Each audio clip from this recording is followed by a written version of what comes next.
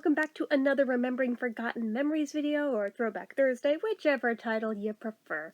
So this one, honestly, was inspired by something that my sister messaged me about that I was like, can't believe I kind of forgot about those, but I had kind of forgotten about those till you went and mentioned it. And it only came up because she found some in a store the other day at Trader Joe's, and they were cherry plums, which I didn't know growing up that's what was growing outside our house, but we had some cherry plum trees that grew really big really fast, actually. It started out as like one tree that kind of diverted into two somewhere along the line, and then that one begot a third tree, or second, depending on how we're counting. I mean, technically it was just one big stump that turned into two like almost separate trees going different directions, and then one totally separate one. It suckered off of it. So anyway, two or three, depending how you want to count it. But when I was like little, it was just the one Y-shaped tree. So this thing was really cool in that, like, around February, it would blossom with, like, these gorgeous pink petals that looked a lot like cherry blossoms and were super fragrant, and inevitably, within a week, we'd have a windstorm every freaking time, and it would blow all the petals off. But while it did, if you happened to be looking out the window while it was doing it, it looked like it was snowing pink. So it was kind of cool. My grandpa also had these trees growing along the front edge of his property line of his house, so there was more of them up there too. I think there's still a couple remaining on the edge of my uncle's property now, but I digress. Anyway, so that'd be in February. By summer, there'd be these little bitty plums all over it. They're about the size, color, everything, shape of cherries, and I was very confused as a small child, thinking that these were cherries. My dad was like, no, they're plums. But plums as I knew them were the big purple things you buy at the store. So I'm like, those aren't plums, and I thought he was lying to me for years. I was convinced they were cherries till I had actual cherries that tasted nothing like those. But anyway, so what made it tricky was they'd get so tall that without a ladder, there's really no way to go up there and pick the things. So unless there were some low-hanging branches that just were swooped down a bit under the weight of the fruit that you could pick some off of, or if you went and climbed up on the picnic table on the patio to get to some of the lower branches that way. I was still too little and too short to reach, but my mom was able to get some that way.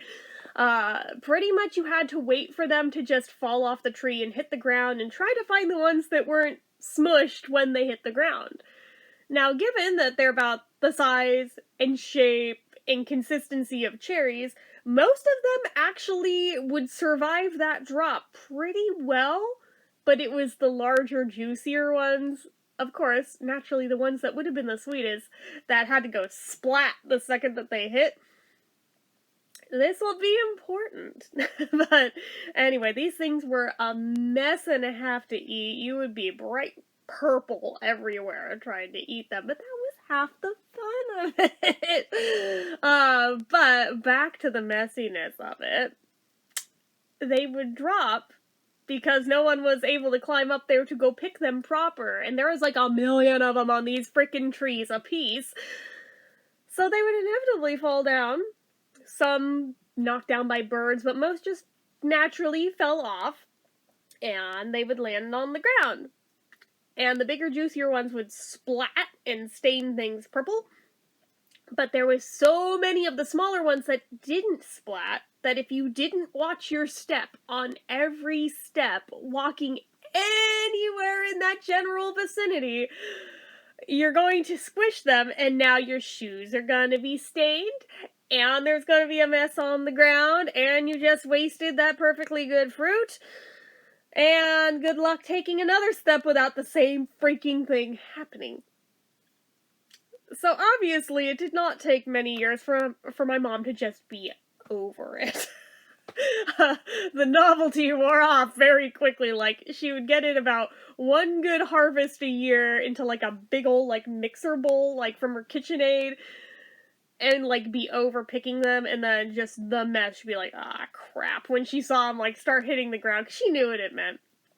And over time, like, where, like, I had one of those, not really a carousel horse, but same idea, but, like, one of those bouncy horse things that looked like a carousel horse. Do you know what I'm talking about? It was kind of like a 80s thing, but I don't know if they still make them or not, but it was, like, on springs in each corner, and you could, like, ride it. So I had mine outside because it was too big to really stick in the house anywhere. Unfortunately, it was under one of these trees. So every year it got wiped out over and over and over again, and until it was cleaned off, there was no riding that thing. And eventually, like, somebody didn't clean it off long enough one time to where it, like, rusted the springs and made it unusable. Which is so bad, but that's not the worst casualty, no. So we had one of those, like, Fisher-Price, like, airplane seesaws. That thing would get wiped out time after time, but we would still want to play on it despite it. And then the pants would be wiped out, and then Mom would be pissed over that. My sister's playhouse was under the other tree. The roof got wiped out. I think it's still stained to this day, despite all the times we tried to scrub it down. It just... There's only so much that can be done. And with bright purple stains on a pastel blue roof, good luck. Good luck. Many stains all over the concrete on the patio. Many stains all over what used to be the picnic table that, I don't know whatever happened to that thing, to be totally honest with you. One day it kind of just disappeared, and I didn't really ask questions, and I never thought about it till now. But I guess my dad took it out for some reason or other. I just never really questioned it until just now, like a gazillion years later. But the worst casualty of the Plums. My dad's white Jaguar was parked right under one of them. And every year they would land directly all over it. And why he didn't think to put a car cover on it, I don't freaking know. Because that would have been the obvious solution here. Even just a tarp. I think eventually, after hella years of damage, he did throw one of those blue tarps over it, but the damage was done by this point. It was way too late for that shit, but that poor car's paint job was so wiped out by those Plums to the point where, even as a little kid, I remember looking at it being like, that's a car? Are you sure? Are you sure? Like, for real? It just looks like a mess to me. That would have been a bad enough casualty from the Plums. But it did one worse. The tree eventually died and fell over on the damn car and crushed the roof, and that was the end of that car. And it's really sad, because that was his favorite of his Jags, I think. Oh, God, but it was a mercy killing. That car had many issues, but it was... Just trust me on this one, it was a mercy killing. If it'd been either of the other two Jaguars, I would have been most upset. But, given it was the white one, yeah, you know, it could have been worse.